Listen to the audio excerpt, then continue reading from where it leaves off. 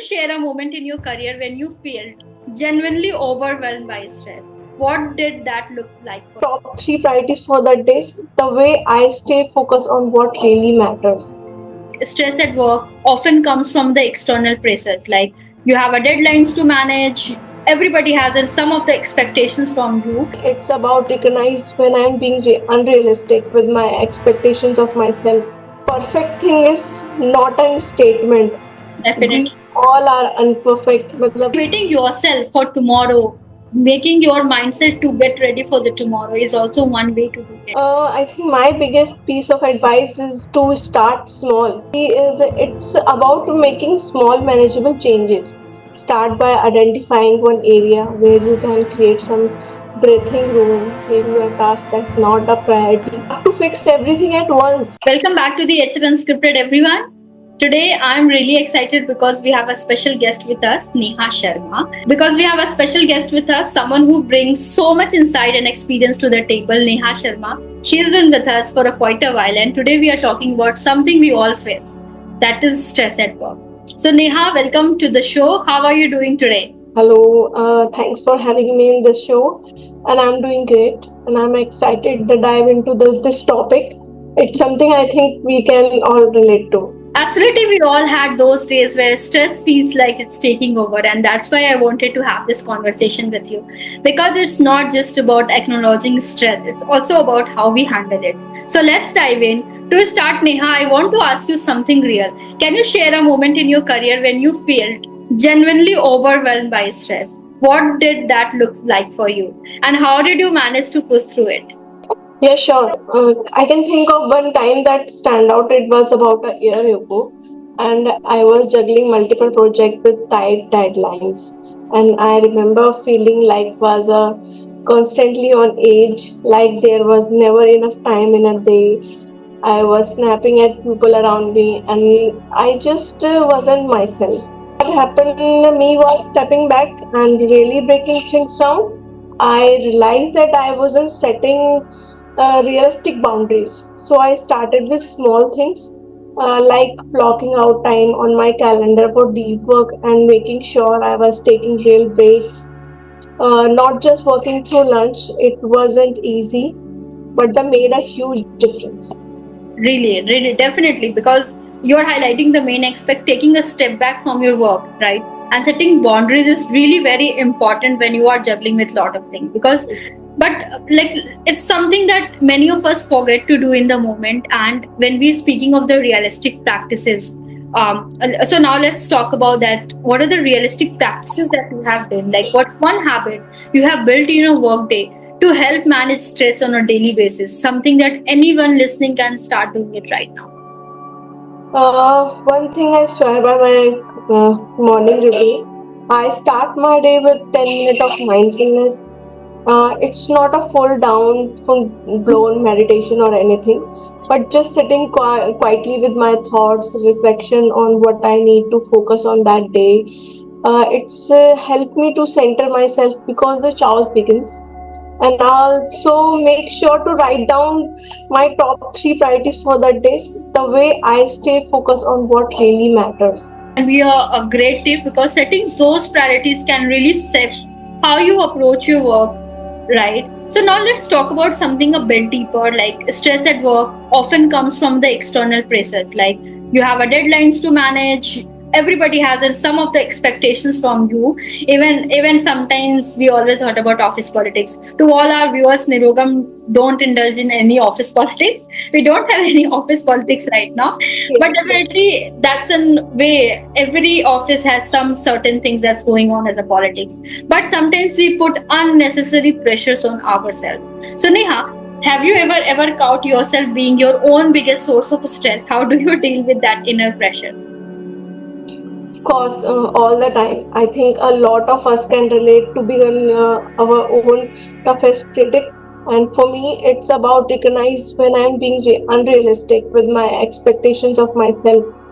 And I get caught up in thinking I have to be perfect, and that's where the stress really kicks me in. Actually, the perfect thing is not a statement. We Definitely. all are imperfect. Matlab, everything, मतलब हम लोग सिर्फ सोच सकते हैं perfect होने की, but perfect की डेफिनेशन डिफरेंट है हर पर्सन के लिए, हर सिचुएशन के लिए.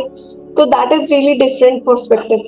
That's definitely, because I think, let's suppose even if we do have an face dealt with this perfectionism, everybody want to be perfect in what they are performing, right? They want to be perfect. They want everything. What are they doing that has to be perfect, and that's liked by everybody. So that's one to like, because it's not very easy task to letting go of your perfectionism, right? Because, and that's really such a very good point. Sometimes we just need to give ourselves a permission to be a human. Definitely nobody can be 100% perfect in what they are doing. And speaking of talking to someone, yeah, I would like to now understand from your perspective that how important do you think it is to have a support system at a work? Because you know what, just briefing it on that time, when you seek perfectionism, right, and you wanted everything to the perfectionism, like you want to be perfect on every step, you definitely, when you lack this perfectionism, there is the problem come on, there you will feel stress. And I think at that time I would like now your perspective, then how do you think when people fail to achieve those perfectionism in their work, how important do you think it is to have a support system at a work, and how has having one helped you manage the stress, if you have ever felt that? It's essentials. Having people around who understand what you are going through make a huge difference. It's really make a huge difference, and I'm really lucky to have a team that's supportive, and we check in with each other regularly. I have also found that being open about stress with my manager has been really helpful. Actually, sometimes we are so afraid to admit we are overwhelmed. But the reality is, everyone being at there is a same point. Actually, sometimes we look at someone and see and think, how can she manage or he can manage everything? It's just like a magic. I'm not perfect. He is perfect or she is perfect, but it's not the true statement. Everyone have some qualities, everyone have some disadvantage qualities. So we should appreciate ourselves every time, and having the support make me feel like I'm not it alone, and that's half the battle. True. Because I think when you are working in your silos, even in that can happen mostly in the remote work setting, where we feel that we are working in a silos. Every department is working on their own work. We don't talk to somebody else. That where the stress build up, because you're not meeting, you're not collaborating. What you're doing is you're working on your work, and that's it. And I think, and you don't even at that time you have a feeling there is nobody to help me. There is nobody that was going to talk about the what when you have to be with somebody, let's suppose in a team member, that who asked me that how I'm feeling today, right? Hmm. Support is also not about that the person will do your all the job, right? Support can also be happen when you are speaking to that, hey Neha, are you feeling good today? When you are in the mood of working, let's suppose right now the festive season has been started, right? So a lot of people don't want to work, they have a lot of things to do on their work. So hey, I'm not in the mood today to work, can we do something other task or like that? So I think that's all the support and the that talk, right, really help you in smoothen your stress at a work. That's how that even that can help you in doing the work life balance, right? Because you have a somebody to listen to you, that you are facing this problem in your maybe personal life, you have a certain task to do, and there is somebody that was there to not exactly do your work, but hearing it out, listening to Yes, you, right? Totally. So now we let's talk about, like, as I mentioned, work-life balance, right? Because it's always a hot topic when it's come to managing stress. But do you think with, and even with we are coming across the remote working, the hybrid model that we are working, and that's becoming really more common. So tell me that the line between the work and life really can get blurry, because when you are remotely working, I think you are doing more work, right? Because you don't have to travel, you have to come, you are sitting at your home working and doing all your stuff, right? So how do you maintain that balance if you're working, right? You're working with the report team. So what's something that's really worked for you in the setting boundaries between work and home life? I think this is a tricky one, especially when working from home. What's helped me is creating a hard end of day routine. At the end of the day, I do a quick reflection on what I have accomplished, shut down my computer, and leave my home office. I sound simple, but that physical separation helped me switch off mentally, and it's really helped. And also set on non negotiable personal time in the evening where it's for exercise, reading, or just spending time with family. Those routines help keep that balance in check, and it's really help. And we should follow this routine because if we are working from home, then it's really it's, engaged. We are just engaged in work so deeply, na. So we have to also disconnect from physically.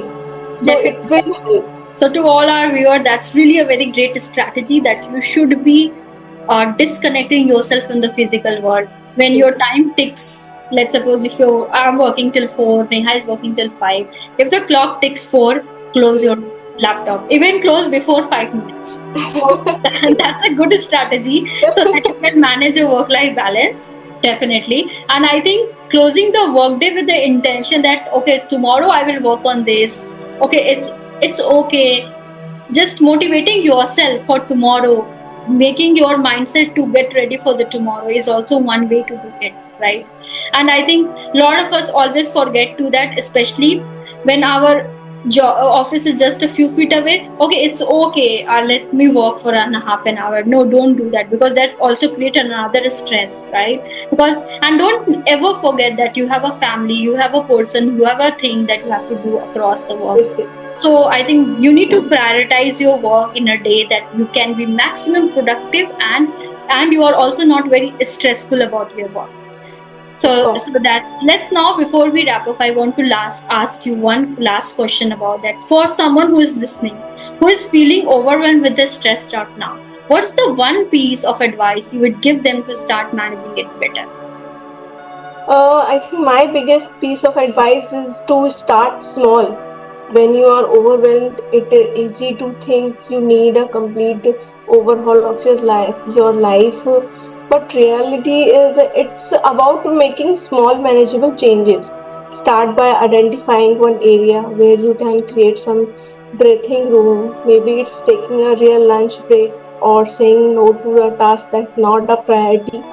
And you don't have to fix everything at once. Just taking the first step and will help you feel more in control. I really love that you talked about smart, start small.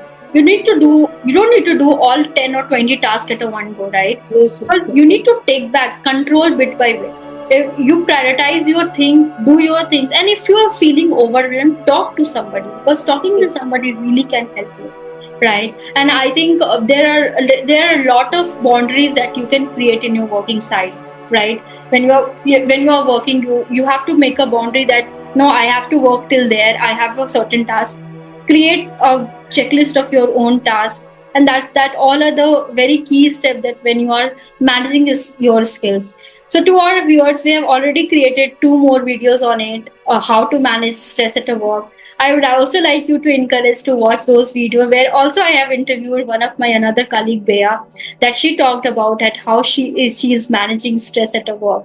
So Neha, thank you so much for joining me today. This conversation has been so real and packed with practical advice that I think our listener will really appreciate. And to our listener, remember that stress is a part of life, but how we manage it can make all the difference. And if you're feeling stressed, take a deep breath and try some of the strategies that we have talked about today.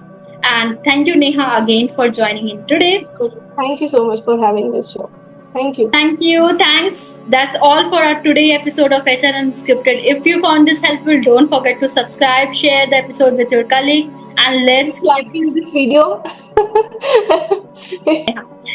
so let's keep this conversation going. Until next time, keep it real, keep it balanced, and of course, keep it unscripted.